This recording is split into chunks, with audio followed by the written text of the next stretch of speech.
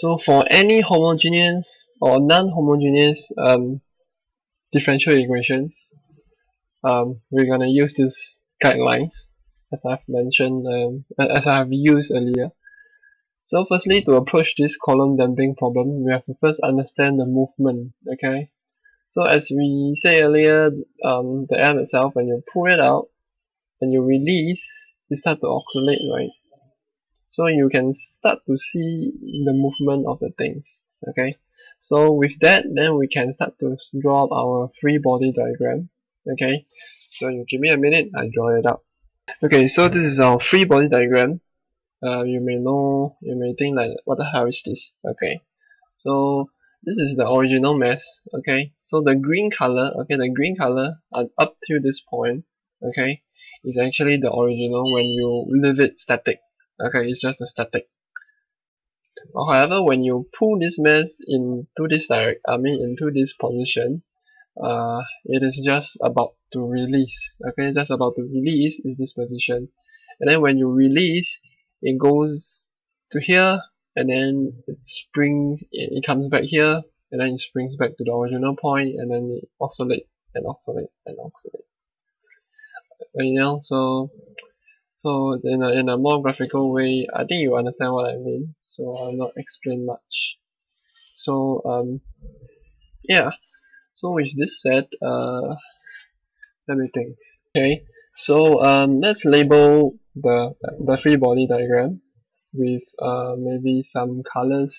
Maybe I should label it with this dark red. So the first thing first, for me to the so-called label is that I will label this as x1, and then this position as x0, and then this position as x2, I guess. Yeah,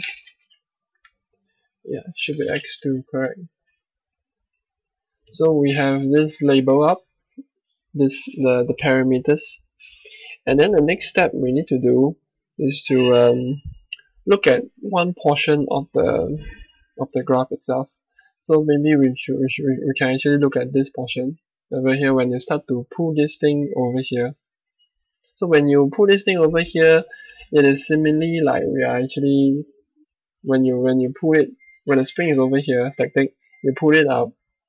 Before you release is at this point, and when you start to release, it starts to go down, right? And then when it goes here, it goes to the 0, and then it goes continue to go down at x2, and then it start to spring back, and then it oscillate and oscillate and oscillate. So I would say that this is x1, this is x0, and this is x2. So as you can see, this is the thing.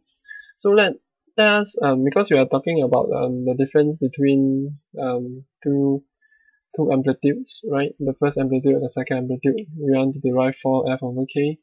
So one thing is that maybe one approach is that we analyze half of this cycle, so as to know how it goes. So apparently, let's analyze this portion first. Okay, let's analyze this portion first and see how it goes. Yeah, hold on a while. My apology. It's from this point to this point. Okay, we are going to so-called analyze half cycle. Okay, half a cycle of it, and then after that, there's another cycle that is coming up. Okay, so we would assign. So first we need to assign our parameters, as we say the VE sign, the convention. So for my convention, I would set this convention as this. You give me a while.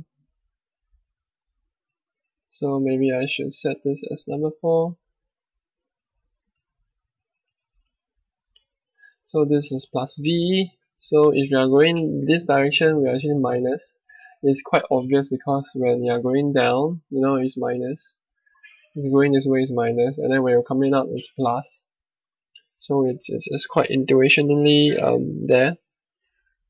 And then after which we can start to analyze the motion, the equation that describes this motion.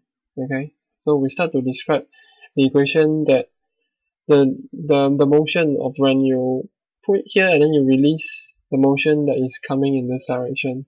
Okay, it is going back here. So when you go back here, there is a certain friction that is acting across this mass, and then there will be a spring force that is trying to pull back the mass, right? So we call it kx. Okay, so yeah, so give me a while, I'll just write things in a more proper way.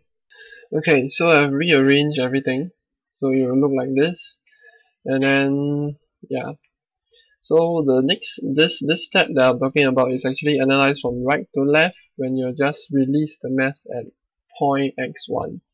Okay, when here you just release, is moving from right, your right side, to the left side.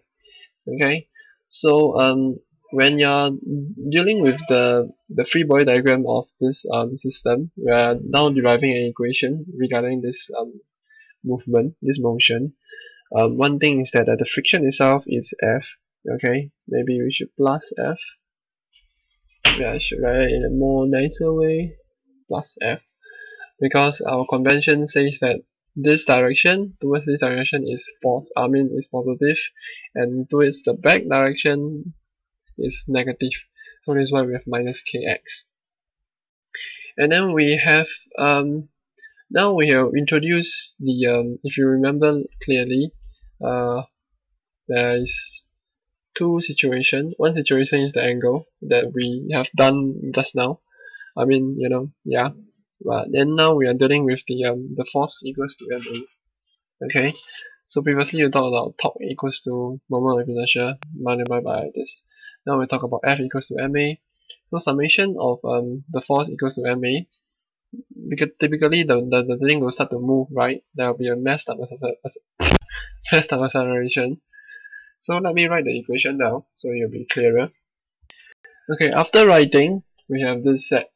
So summation of force equals to mass times acceleration, and then since you know that there is a friction in this direction, so it's a plus convention, minus away the kx, correct, equals to mass times acceleration, and we can further simplify acceleration into x double dot since we are in terms of time. So then just take note of the subscript over here. There is an x1, okay, and this one means that x is moving from right to left. Okay, so this x1 would simplify, would make things a little more organized, because later we will talk about when from left to right come back. Okay, so yeah, so we're talking, so there will be a two-part section for this question. So first part is we analyze from right to left, and then the second part is from left to right. So now we are talking about the right to left in this section first. Okay, and then yeah, so if you were to do this, you'll get this equation, and you rearrange, you'll get this differential equation, and this is a non-homogeneous equation, and we call it equation 1 first. Later we'll need it in the later part. So what I mean non-homogeneous is that when this equation is equals to 0, then it's homogeneous. If it's not 0, in this case it's F, then it's non-homogeneous. And then with this, we can start to set up our equation. Okay, and yeah, I can just stop here, and the next video I'll just continue. Okay.